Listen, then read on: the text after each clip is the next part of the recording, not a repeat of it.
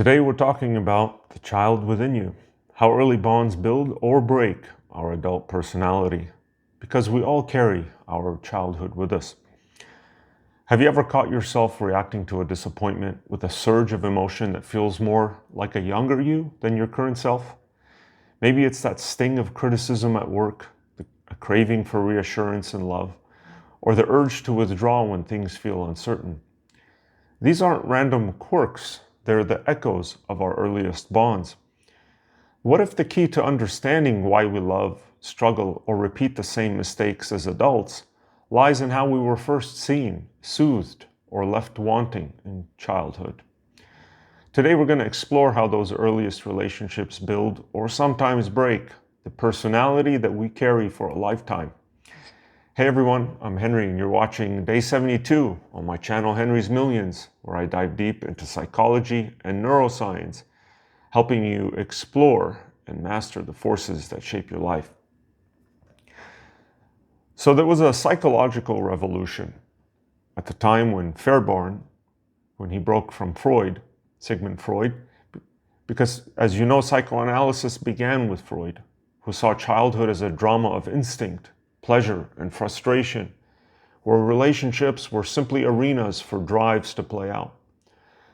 But Fairbairn, working with real patients and reflecting on real life, made a revolutionary turn. He put relationships themselves at the center. For Fairbairn, the human self is defined not by a search for pleasure, but by a profound longing for connection. The object, in his terms, is not a thing, but a person. And early in his work, Fairbairn observed that patients' struggles seldom centered on forbidden pleasures, but rather on the hunger for reliable love. And over time, he moved away from Freud's concepts of the id and the drives, instead painting the developing self as inherently relational. Human beings are object-seeking, not pleasure-seeking. The need for relationships is primary, not derivative. And personality forms as we internalize our experiences with real people, our parents, and especially our mothers. This shift rewrote the map of psychological development. Our wounds, patterns, and resilience are grounded in lived relational experience, not just instinctual energy. So let's talk about why early relationships matter and the building blocks of personality. What does this mean for the child? Fairbairn's insight is that the infant is not a solitary bundle of instincts, but a being reaching out for safety, care, and recognition. The very first objects are the people who hold, feed, and respond to the child, the mother, the father, the caregivers. These first relationships aren't just backdrops. They're the living foundation of selfhood. You have good outcomes which emerge when the child's needs are met by warm, attuned, emotionally available caregivers, what Fairbairn called, I quote, the good objects. The result is a growing sense of security, self-worth, and trust in the world. Conversely, there's negative outcomes which follow when caregivers are inconsistent, frightening, neglectful, or emotionally absent. These are called, I quote, the bad objects. Here, seeds of doubt, anxiety, and longing are sown, and the child may form deep-rooted expectations of loss and rejection. So Fairbairn broke not just with Freud, but also with Kleinian emphasis on internal fantasy. For him, it is the quality of real lived relationships that become the blueprint of how we experience ourselves and others for the rest of our lives. So the past persists and we internalize. We have something called internalization. We got people inside of us.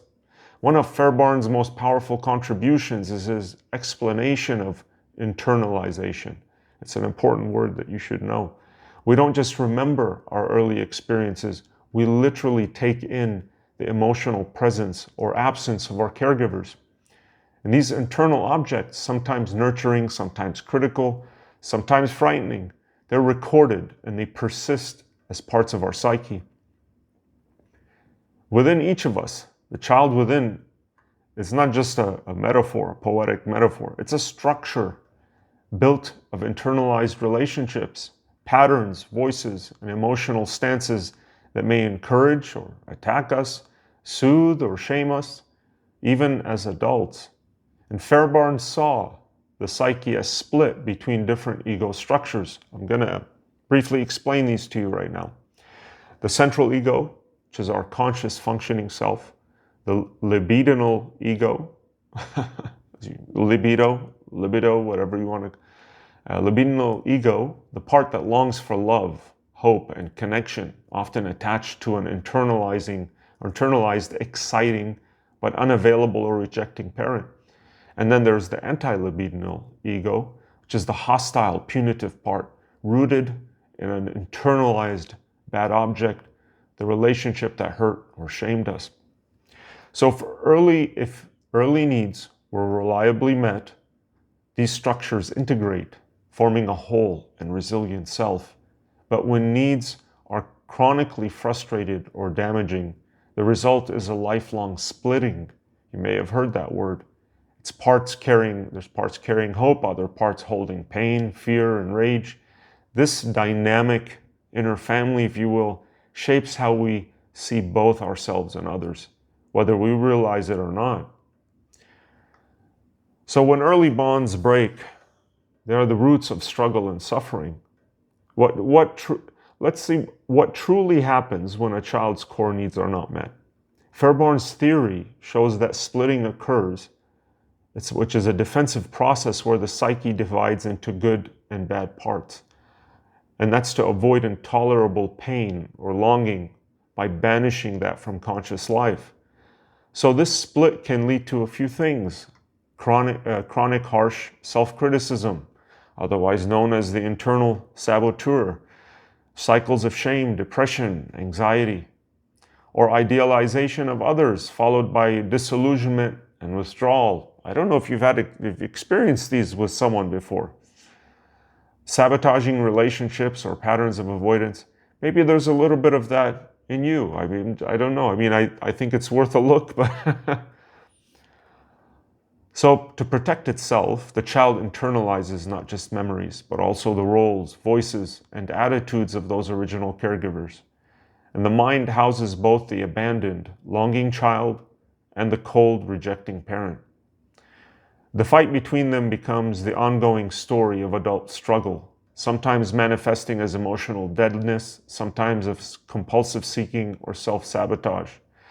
Now, I know I'm explaining here what sounds to be like extreme or unfortunate cases if it's in the negative, but as I was researching this content by Fairbairn and Klein and others, I read a passage that was very interesting, is that nobody, no child, no human being escapes unscathed, escapes the infancy, the childhood unscathed.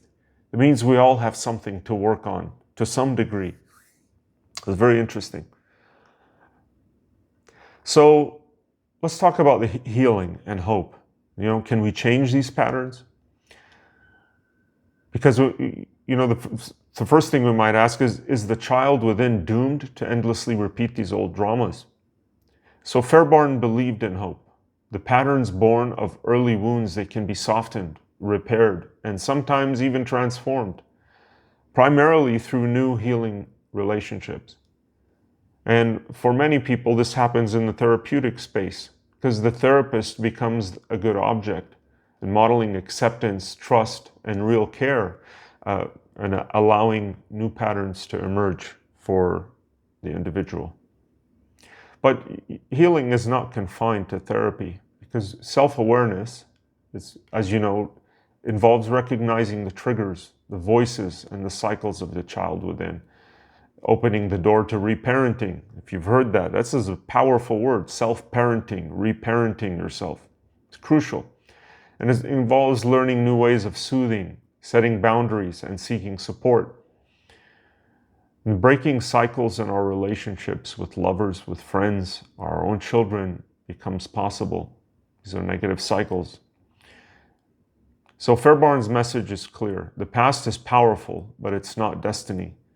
Through insight, care, and new connections, even deeply entrenched wounds can become the starting point for renewed growth. So let's reclaim the child within today. I appreciate you watching this video with me here, and I'd ask you to like and subscribe.